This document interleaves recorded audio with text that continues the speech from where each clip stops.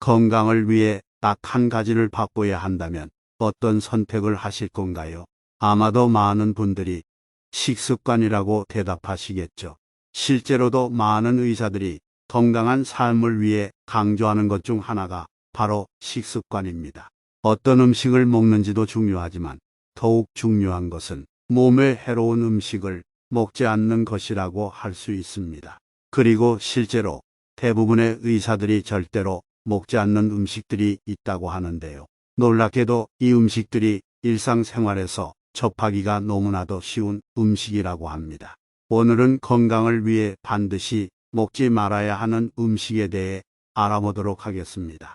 시작하기에 앞서 영상 제작에 큰 힘이 되는 구독과 좋아요 부탁드리겠습니다. 건강을 위해 반드시 끊어야 하는 음식 첫 번째로는 소주입니다.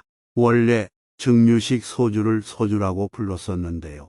1960년대에서 70년대에 쌀을 많이 소모하는 전통주들의 판매를 금지하는 양곡관리법으로 인해 대체제로 저렴한 희석식 소주들이 대중화되었습니다. 그렇다 보니 평소에 흔히 사용하는 명칭인 소주라는 이름을 희석식 소주에게 내어주고 밀려났습니다. 지금의 희석식 소주는 96%까지 총 6번 증류를 시켜 원재료의 맛과 향은 거의 느껴지지 않고 순수에 가까운 알코올을 만들고 향료와 아스파탐과 같은 감미료를 넣어 취하는 목적으로 마시고 있는 것입니다. 언젠가부터 이러한 희석식 소주가 우리나라의 전통적인 술인 것처럼 퍼지고 있지만 사실은 그냥 화학물질에 가까운 술인 것이죠. 그래서 많은 의사들이 먹어선 안 될 음식이라고 경고를 하고 있습니다. 즉, 취하기 위해 저렴하게 찾고 있는 독성물질이라고 할 수 있죠.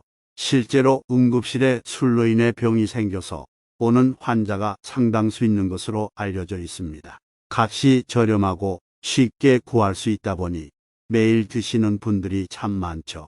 간이 쉴 시간 없이 계속 혹사당하면 간염, 간경화를 넘어 간암으로 이어질 수 있기 때문에 소주를 비롯하여 애초에 술을 멀리 하시는 것이 건강을 위한 지름길입니다. 건강을 위해 반드시 끊어야 하는 음식 두 번째는 모조 치즈입니다. 치즈는 고소한 맛과 쫄깃한 식감으로 요리의 품격을 한층 더 높여주는 식품입니다. 그러나 치즈 중에서도 유지방을 사용하는 일반 치즈와 달리 식물성 유지인 팜유를 사용해 만들어진 모조 치즈도 있다는 사실을 알고 계십니까? 성분 표시를 확인했을 때 식품 첨가물인 렌네카제인과 파유 등이 적혀 있다면 모조 치즈를 사용한 것이라고 생각해 볼 수 있습니다. 모조 치즈는 주원료인 파미와 함께 물을 섞어서 만드는데 이때 기름과 물이 잘 섞이도록 유화제를 넣고 응고제의 역할을 하는 렌네카제인 등을 혼합하여 진짜 치즈처럼 보이도록 만듭니다. 최근 피자 한 판에 5,000원부터 10,000원 하는 가성비 피자들이 많은데 대부분이 이러한 값싼 모조 치즈를 사용했을 확률이 높습니다.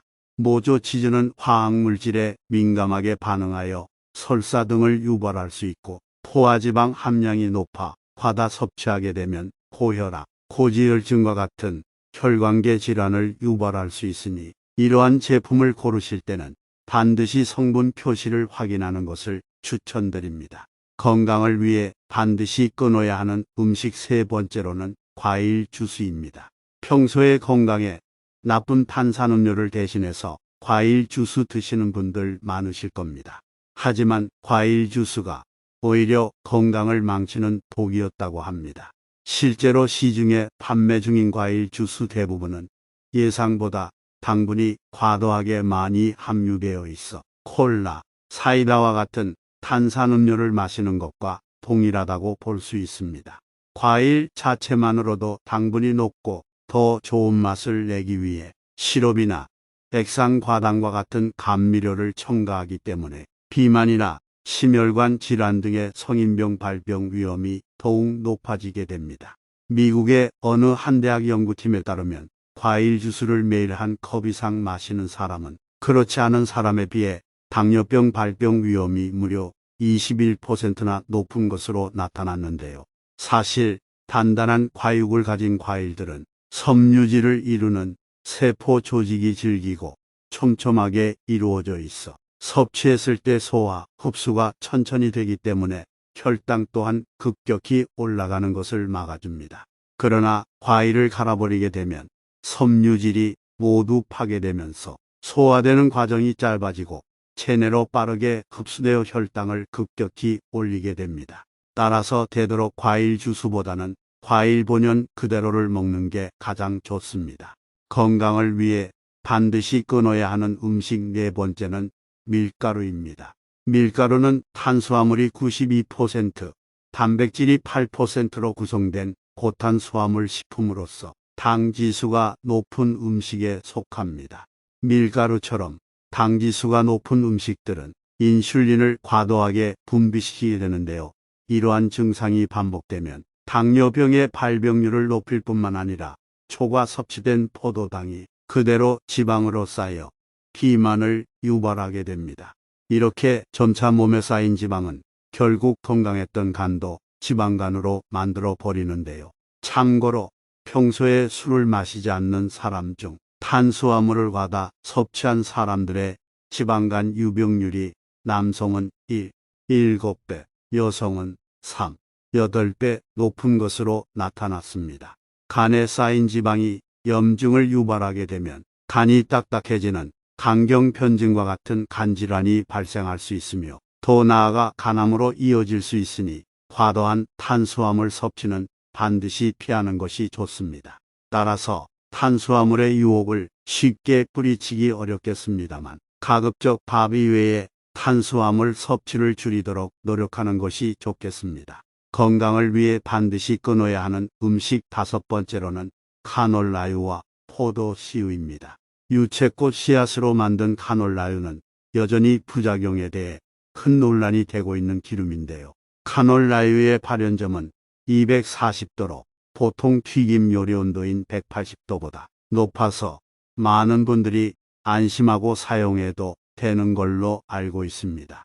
그러나 온도에 따른 기름의 변화를 측정한 한 연구 결과를 잘 살펴보면 카놀라유는 발연점이 높아도 산화 안정성이 떨어져 온도가 높으면 높을수록 다른 기름에 비해 산패물질의 생성량이 급증하는 것으로 나타났습니다. 산패한 기름을 공기에 오랫동안 노출되거나 높은 온도나 습도에 노출되어 기름이 변질되는 것을 말하는데요. 기름이 산패되면 알데하이드와 같은 발암물질이 만들어져 심혈관 질환, 암, 치매 등 각종 질병을 유발하게 됩니다. 카놀라유에 이어 포도씨유 역시 문제가 많았는데요. 포도씨유는 트랜스지방 함량이 기본적으로 높으며 온도가 올라가면 다른 기름에 비해 수치가 급격히 오르게 됩니다. 산화 안정성 역시 카놀라유와 마찬가지로 많이 떨어지는 것으로 나타났습니다. 기름에 대한 또 다른 문제는 바로 GMO인데요. GMO란 상품의 질을 높이기 위한 목적으로 생물체의 유전자를 변형한 식품을 말합니다. 현재 카놀라유의 80%, 콩기름의 90% 이상이 GMO 씨앗을 사용하고 있다고 합니다. GMO가 암을 유발하고 호르몬 교란을 일으킨다는 의견이 나오고 있고 실제로 많은 전문가들 사이에서도 여전히 GMO에 대한 논란이 분분합니다.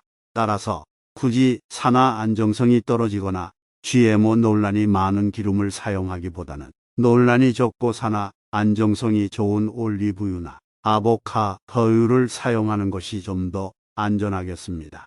건강을 위해 반드시 끊어야 하는 음식 여섯 번째로는 가공육입니다.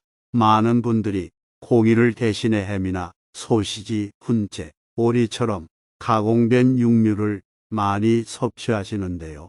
하지만 이러한 가공육에는 먹음직스러운 색을 내기 위한 발색제를 비롯하여 많은 양의 나트륨이 들어가고 고기를 절이거나 발효, 훈제하는 과정 속에서 보존료나 화합물 등이 첨가되기 때문에 우리의 장 건강을 크게 망가뜨립니다. 실제로 가공육은 생산 과정에서 발색제 및 보존제로 사용되는 아질산 나트륨이라는 성분이 첨가되는데요. 이것이 단백질 속의 아민이라는 성분과 만나면 니트로사민이라는 발암물질이 만들어지게 됩니다. 어느 한 연구에 따르면 매일 50g의 가공육을 섭취할 경우 대장암 발생 위험이 18% 증가한다고 발표했으며, 이로 인해 가공육을 인체 발암물질 1군으로 지정하기도 하였습니다. 가공육뿐만이 아니라 가공식품 자체를 멀리하는 것이 좋다고 하는데요. 실제로 과학이 발전하고 가공식품들에 대해서 많은 연구가 이루어지고 있지만 장기 복용 시 어떤 문제가 나타나는지는 실험을 하기가 어렵습니다. 식용으로 인정됐다고 하더라도 당장 문제를 일으키지 않는 것이지 우리 몸속 세포 대사에서 어떤 영향을 미치는지를 아직 제대로 알 수가 없습니다. 과학이 과학적으로 많은 발전을 했기 때문에 모든 걸 아는 것처럼 착각을 하지만 사실은 장기 부작용에 관해서는 거의 모른다고 보시면 됩니다.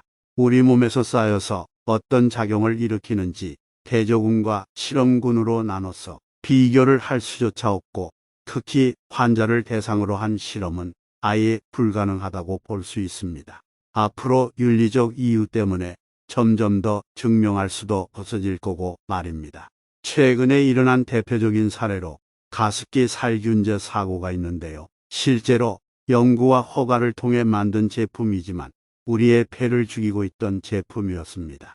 짧은 실험을 통해서는 확인이 안 됐던 거죠. 가습기 살균제와 마찬가지로 발색제, 합성 보존료, 방부제 등의 여러 가지 물질들로는 인간의 신체로 모든 부분에 대해서 실험할 수 없기 때문에 가공식품은 가급적이면 멀리하는 것이 좋습니다. 우리 몸은 유전학적으로 아주 옛날부터 시작해서 몇만 년 동안 음식들을 먹고 살았고, 먹어왔던 음식에 맞춰서 신체의 대사가 이루어지고 있는데요. 새로운 물질들을 먹어서 적응하려면 몇 세대에 걸친 시간이 필요하기 때문에 이러한 가공식품을 멀리하라는 의견이 많은 것이죠. 그러니 과연 안전하다고 말할 수 있을까요? 답은 모른다가 되겠습니다. 건강을 위해서는 가공육을 포함한 가공식품을 매우 멀리하는 것을 적극 권장합니다. 이번 영상이 도움이 되셨다면 구독과 좋아요 꼭 눌러주시고, 영상 보시고 궁금한 점이 생기셨다면 댓글을 남겨주세요. 저는 더욱 유익한 영상으로 다시 찾아뵙겠습니다. 감사합니다. 건강하세요.